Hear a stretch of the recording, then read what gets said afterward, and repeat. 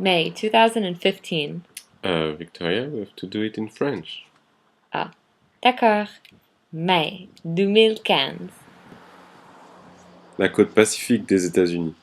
Sur le bord de la route numéro 1 de Californie, j'observe les baleines sur l'une des côtes les plus majestueuses de mon voyage. Au départ, je n'avais pas prévu de passer en Amérique. Mais l'aventure me pousse à retrouver Victoria dans l'une des fermes les plus inspirantes et déjantées de mon voyage.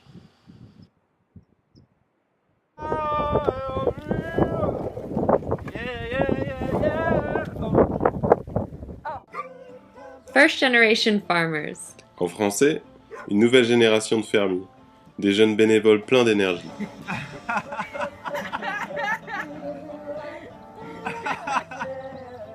Chaque matin, leur but est de remplacer le quart de fermiers américains qui part à la retraite en 2020.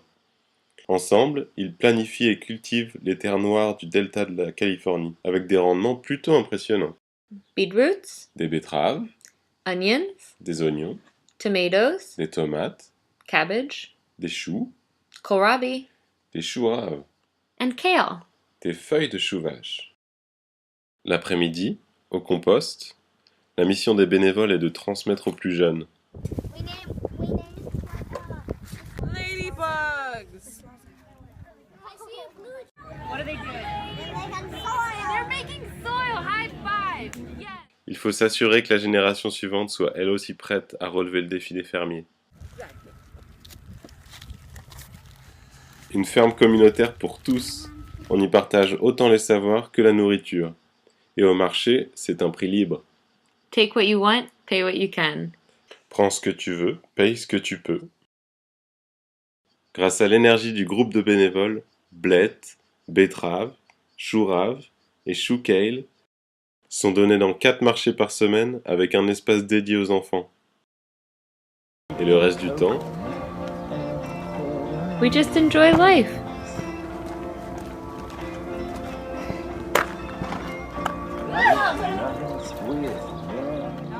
puis il faut repartir. Where are you going? In heaven, To heaven? Which way? it's right. The next tree. You ready for a squirrel scream? Yeah, I want you to scream with me. okay. 1, 2, 3.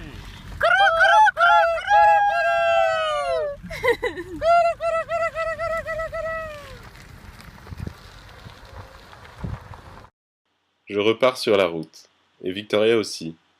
Je traverse la Californie à vélo avec des amis français. De mon côté, je franchis la chaîne des Rocheuses par la route pavée la plus haute des États-Unis. 3700 mètres. Pas facile. Mais de l'autre côté, il y a le Colorado. Et un nouveau défi commun qui nous attend.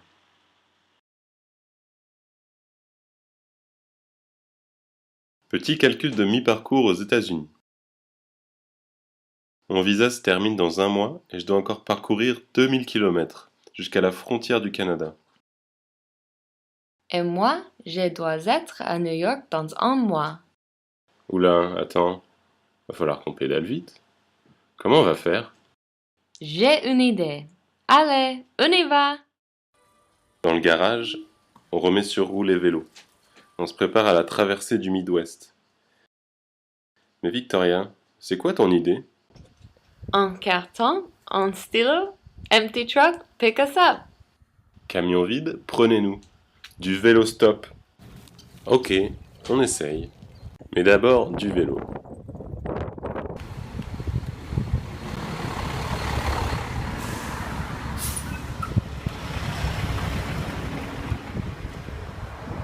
Perks of riding a bicycle.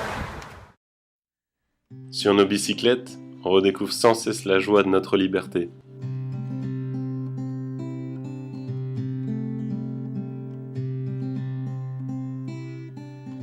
Et dans les lignes droites sans fin du Midwest, cette longue ligne jaune nous donne envie de décoller.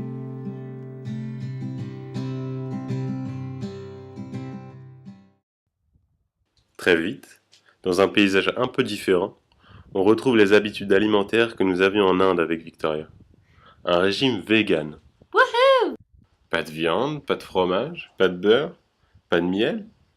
Oui, mais des légumes, des fruits, des pois chiches, des noix, des graines et beaucoup d'autres choses. En somme, rien qui vient des animaux pour plus d'harmonie avec la nature qui nous entoure. Alors, du thé le matin, avec notre rouleau à la banane et au beurre de cacahuète préféré, jusqu'au spaghetti le soir, On a le sourire végétalien. quand vient la nuit, les préaux des parcs nous offrent un abri parfait en cas de pluie. Et la lisière d'un bois, un réveil tout en douceur. Partout, nous trouvons où camper. Dans une prairie, Dans un stade, dans un jardin, dans un camping gratuit, à l'herbe étrangement bien coupée. avec une histoire marrante. Nous sommes réveillés au milieu de la nuit parce que nous pensons être un orage. Romain est sorti en sous-vêtements pour mettre le double toit. Dehors, je réalise que ce n'est pas un orage qui nous mouille. Mais l'arrosage automatique. J'attrape la casserole et une banane pour couvrir notre arroseur. Et tu reviens mouillé dans la tente. Mais jamais de quoi troubler notre sommeil. Napping on park benches.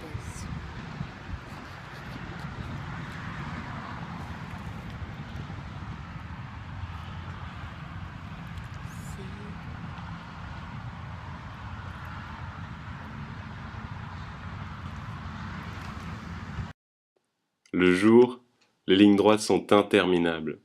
Et il n'y a personne. On ne croise que de maïs. Il est grand temps de tester notre nouvelle idée. De pied à terre, on lève le pouce et on s'active pour attirer les pick-up. Mais danser comme ça marche pas. Mais si, tu vas voir. Attends un peu. Encore.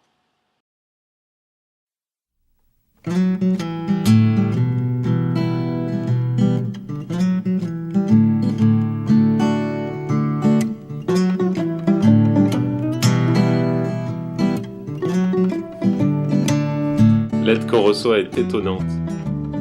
Misty n'hésite pas à entasser nos vélos dans sa petite voiture et Lena et son amie à faire demi-tour sur l'autoroute pour arracher nos vélos à leur moto. On finit même à l'arrière d'une voiture de police qui vérifie nos identités mais nous emmène quand même 20 km plus loin. Sur le bord de la route, nous sommes heureux d'attendre pour une nouvelle rencontre et son histoire. Comme Dan, Alpaga Dan comme on le surnommera. Notre premier stop qui nous raconte comment il a dévoué sa vie aux enfants en difficulté en élevant avec eux des alpagas, des relations humaines qui bouleversent la vie et qui rendent plus beau notre voyage. Le vélostop, ça marche donc. Mais on vous cachera pas que c'est aussi un peu d'attente, Beaucoup. de la perte d'espoir Mais pas toujours. et surtout beaucoup de fou rire. Ça d'accord. Et les longues heures au soleil nous font parfois perdre la tête.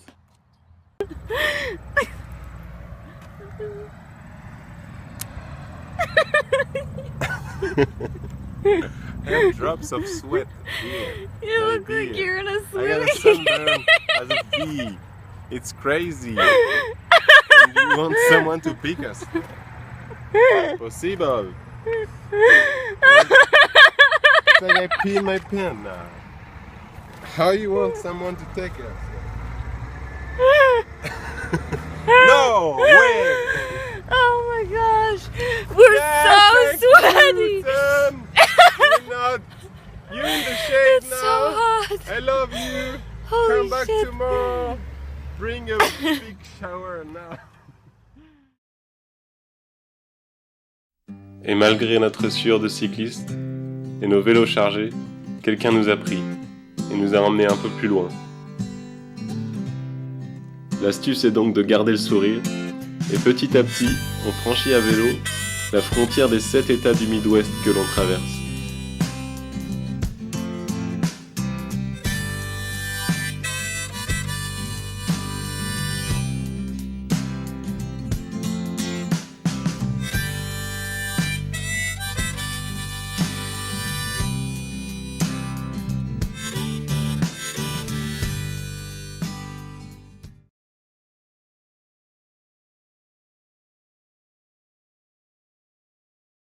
Durant cette longue traversée, nous observons les pratiques agricoles du Midwest. Une monoculture industrielle avec 2 cultures principales. Corn and soybeans. Des hectares et des hectares de maïs et de soja. Des champs désertés par les hommes où seules les machines s'aventurent. Dans une petite ville, nous rencontrerons des enfants à qui nous demandons si leurs parents sont agriculteurs. Leur réponse n'est pas très satisfaisante. Our parents aren't actually farmers, like they don't grow food. Ces cultures ne sont donc pas faites pour nourrir les hommes. La majorité du maïs est dédiée à la nourriture des animaux, et l'autre partie à la production d'éthanol ajouté à l'essence. Le soja, lui, 70% OGM, finit en huile pour le biodiesel.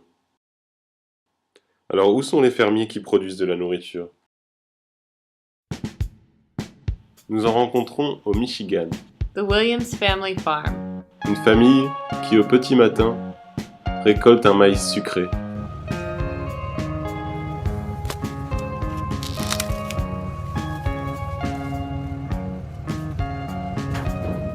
First corn of the day. Père, frère et sœur sont debout dès 5 heures pour la récolte.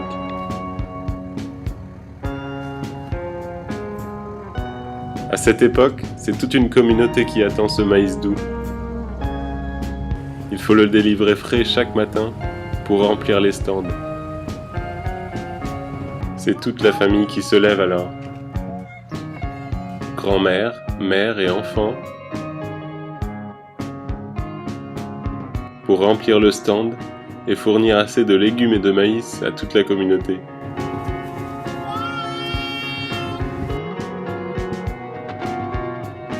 Tous les jours, on stand plein avec le haricot, la tomate et la courgette du jardin pour nourrir les petits hommes.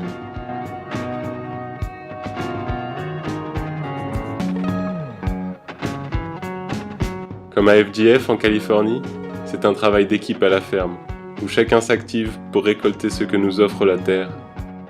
Le dernier soir, nous plantons les gousses d'ail qui grandiront pour nourrir cette famille et sa communauté. Alors merci à la famille Williams qui nous aura redonné le sourire. Pour quelques kilomètres, nous renfourchons nos vélos pour rouler pas trop vite vers Détroit et c'est une expérience de ferme urbaine.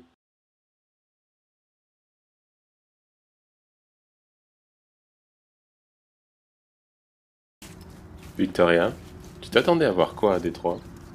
Des usines et des maisons abandonnées? Ah, je vois, à cause des crises à Détroit.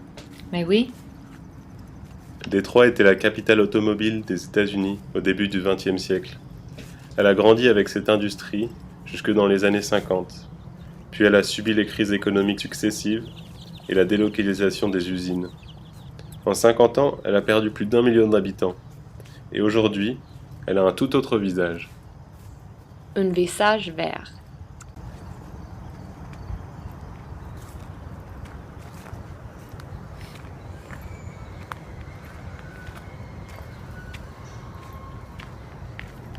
Ces terrains vagues transformés en fermes sont les vestiges de la crise automobile à Détroit. Une crise qui a plongé la ville dans un food desert. Un désert alimentaire où l'accès à la nourriture le plus proche est souvent une station essence. Alors en 2003, la révolution des jardins commence. Et comme Greg, plus de 1200 petites exploitations urbaines produisent dans les jardins de Détroit un quart des légumes vendus sur les marchés de la ville.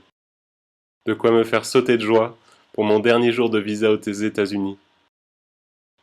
Nous repartons heureux sur la route vers la frontière du Canada.